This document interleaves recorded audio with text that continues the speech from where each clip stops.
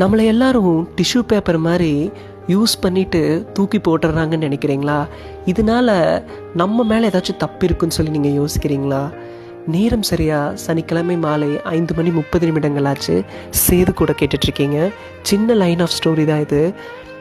நமக்கு சாப்பிடக்கூடிய பொருட்களை நீங்கள் சூரிய வெளிச்சத்தில் வைக்கிறீங்க வைங்களேன், வெயிலில். அப்போ ஏதாச்சும் காக்கா அதை எடுக்க வந்தால் நம்ம குச்சி எடுத்தோ கல் எடுத்தோ போட்டு முடிக்கிடுறோம். அதே டைம் நம்ம ஏதாச்சும் படையல் வச்சா காக்கா எடுக்கணும்னு சொல்லிட்டு அதுக்கு ராஜ மரியாதை மாதிரி பண்ணி வாவான்னு சொல்லி கூப்பிடுறோம். அந்த காக்கா என்ன நினைக்குன்னு சொல்லி யோசிச்சு பாருங்களேன்.